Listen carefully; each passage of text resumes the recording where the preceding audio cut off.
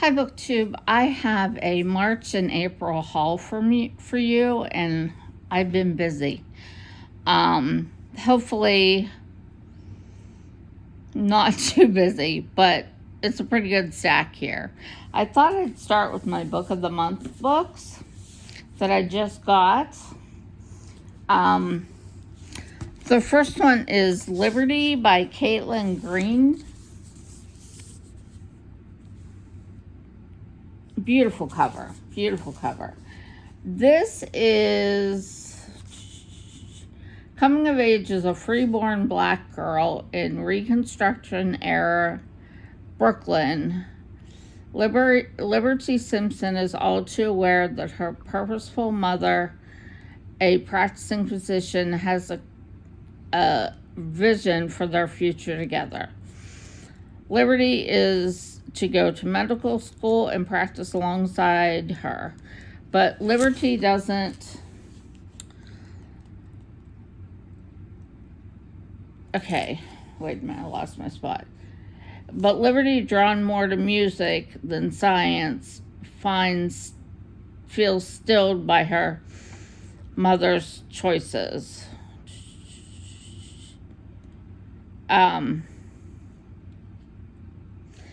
As she tries to persuade what freedom actually means for a black woman, Liberty struggles with where she might find it for herself and for generations to come. It's inspired by the life of one of the first black female doctors in the United States and rich with historical detail. And I think, this is her, I don't know, but she also wrote We Love You, Charlie Friedman, which I have not read. But this one sounds really good. When Book of the Month had it, I had to get it. I also had to get People We Meet on Vacation by Emily Henry, although I have not read Beach Reads yet. I'm going to read it soon. This is about Poppy and Alex. They have nothing in common. She's a wild child. He wears khakis. She has insatiable wanderlust. He prefers to stay home with a book. And somehow, ever since a fateful car share home from college many years ago, they are the very best of friends. For most of the year, they live far apart. She in New York City, and he in their small hometown. But every summer for a decade, they have taken one glorious week of vacation together. Until 2 years ago, when they ruined everything, they haven't spoken yet since. Sounds good. Next up is This Time Next Year, which I know has been out for a while, by Sophia Cousins, I think is how you say her name.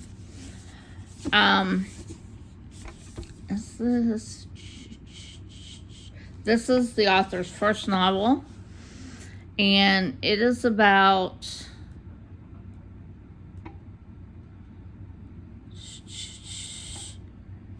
Minnie and Quinn at a New Year's Eve party on their mutual 30th birthday, and what happens from there.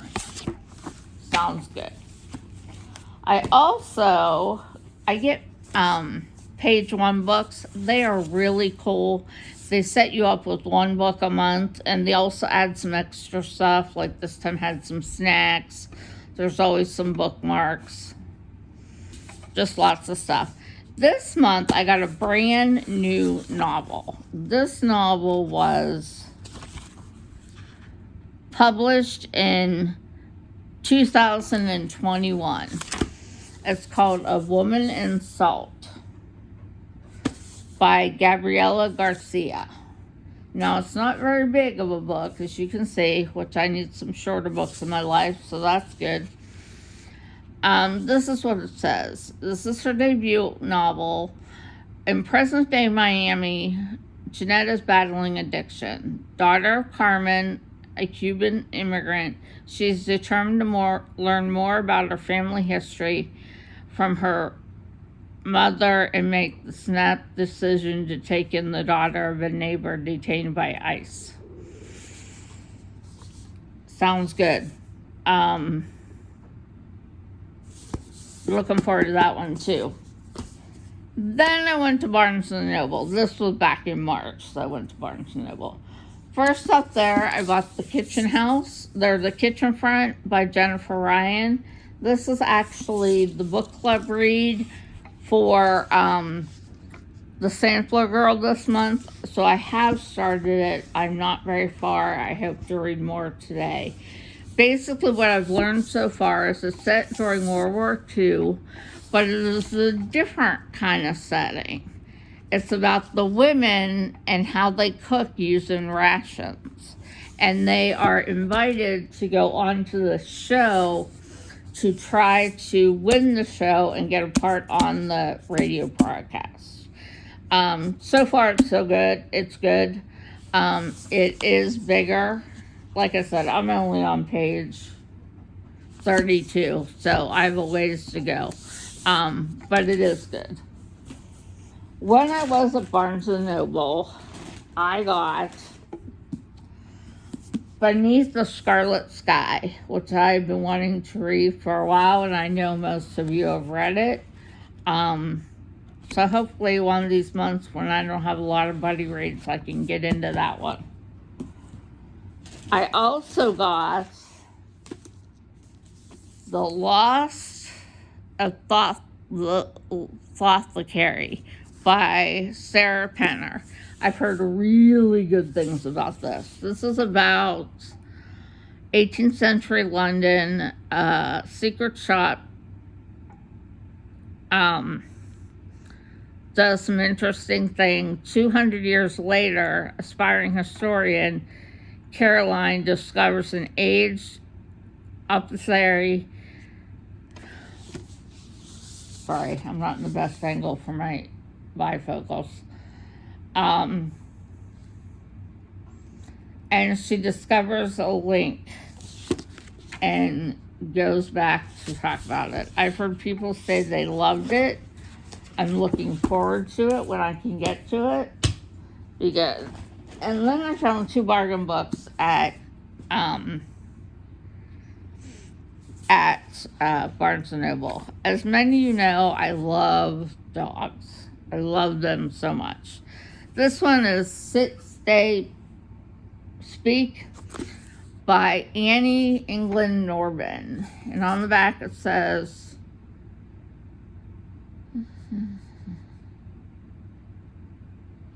she left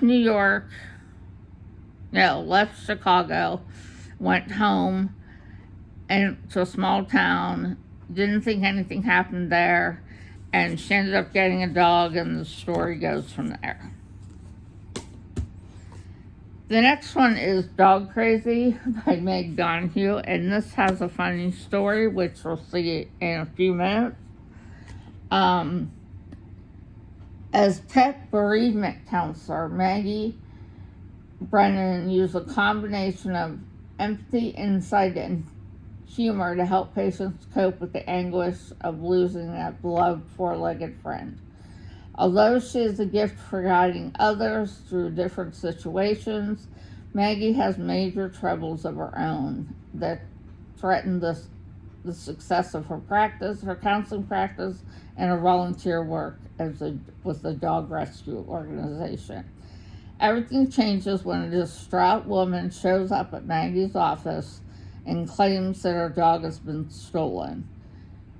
Searching the streets of San Francisco for the missing pooch, Maggie finds herself enstrained in a mystery that forces her to finally face her biggest fears and to open her heart to deep love. So, sounds good. Again, it's a dog book. So let me move these Barnes & Noble ones out of the way so I can get to my thrift store books, which, okay. So I went to one thrift store in March, And I found a few things, and I sort of different than you guys. I of course look for good books, like anyone does, but I also, some of my books are maybe ones that are older that I just haven't read. The first one is The Distant Hours by Kate Morton. I do like her.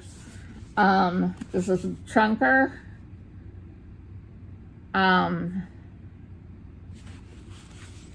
But it looks really good. Searching for a Letter. Stones from the River by Ursula Hege. I know this has been out forever, but I've never read it.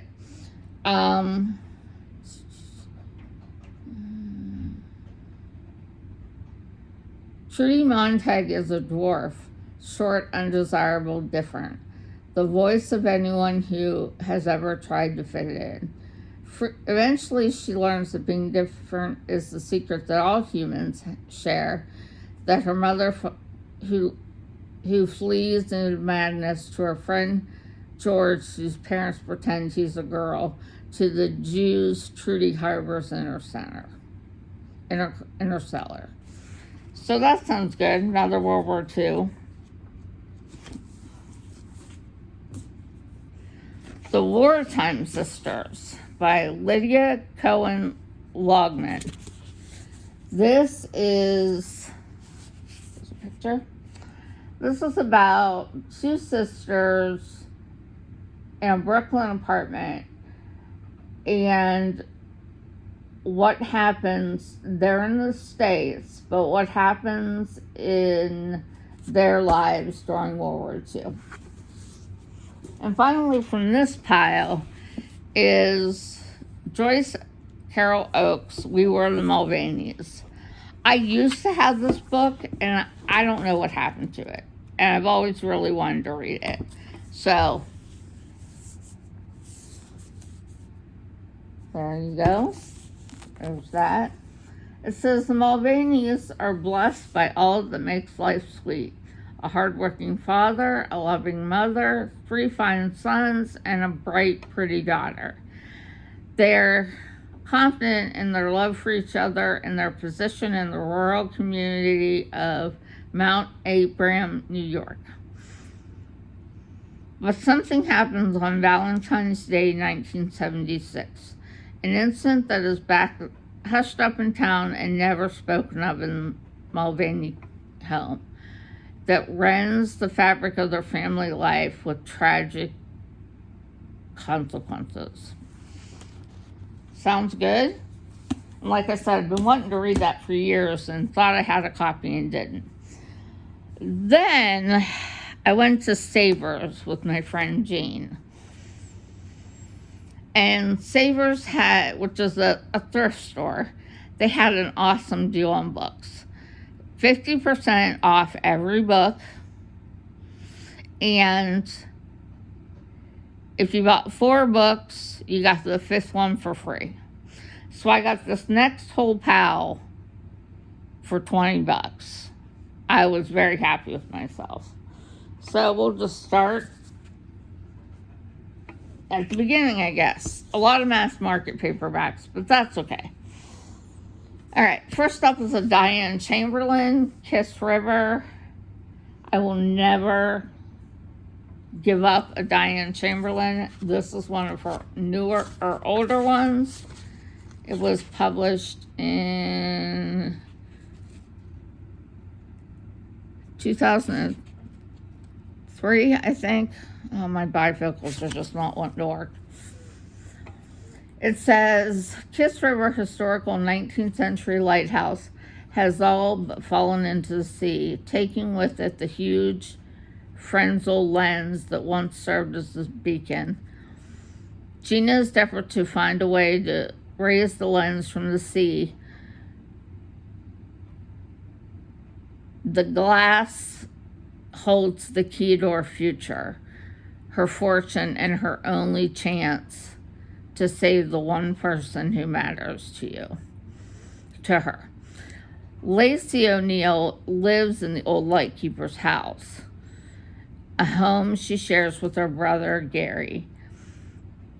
When Lacey meets Gina, she invites her to stay with them, and the story unfolds from there. Looks good. The Amish wedding process. Promise. I love Amish. I just do. This is about a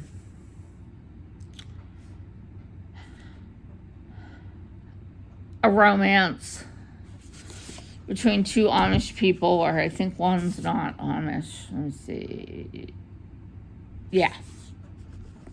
And what inspires from there. Fern Michaels, their song. Back in the day, I used to like a lot of Fern Michaels, so I thought I'd give it a chance. Beautiful Career and Loving Heart weren't enough to heal Dr. Sarah Keelan's heart. For a brief magical moment, worldwide pop sensation Dallas Lord was a part of her life.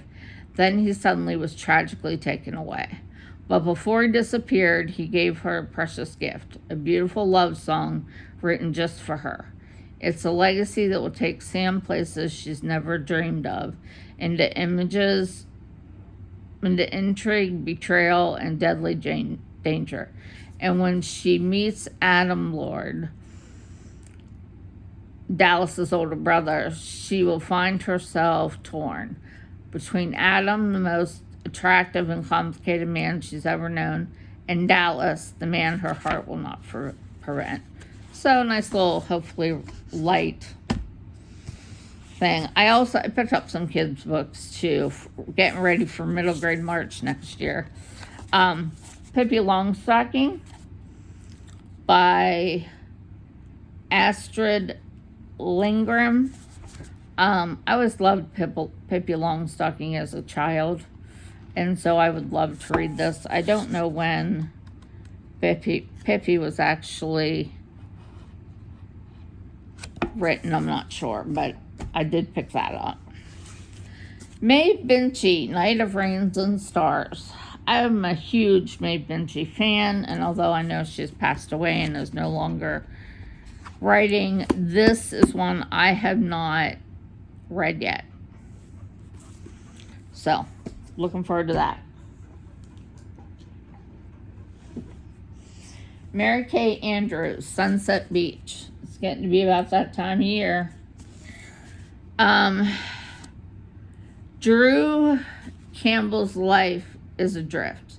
She's out of a job and down on her luck, and life doesn't seem to be getting any better when her estranged father, Brian Campbell, a flamboyant personal injury lawyer, shows up at her mother's funeral after a 20-year absence. Sounds like that could be interesting. While we were watching Downton Abbey by Wendy Wax. I love Downtown, so I'm anxious to read this. Think it should be fun. Gone Girl by Gillian Flynn, who I will tell you I have never read.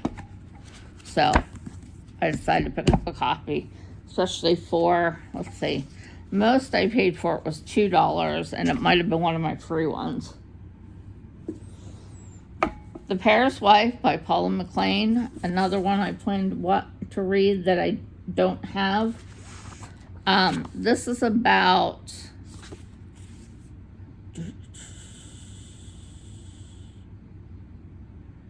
a woman who meets Ernest Hemingway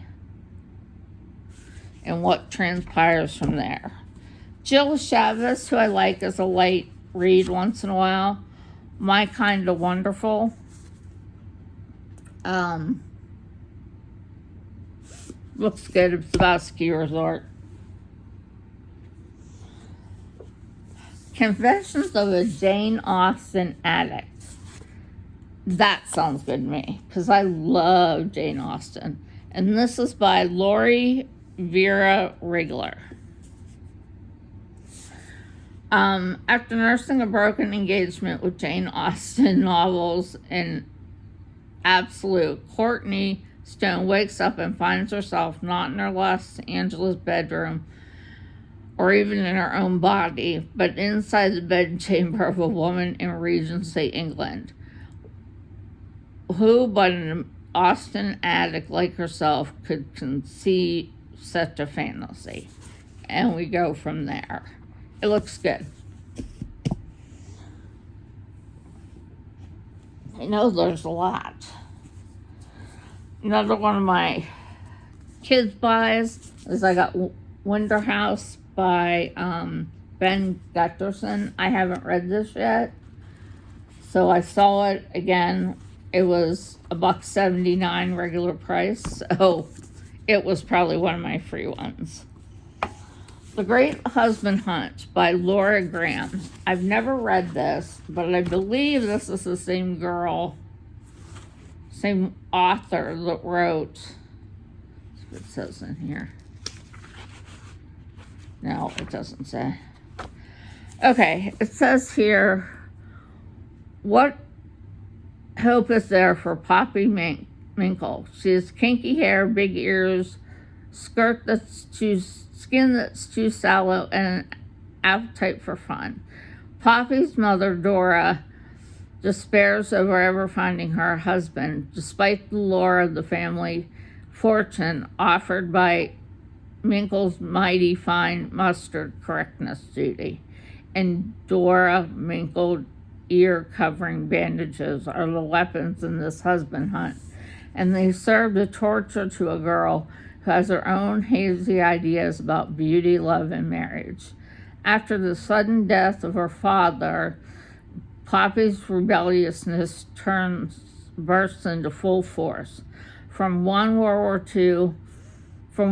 War to the next, from New York to Paris, she'll invent her own extraordinary life with never a moment of self-doubt.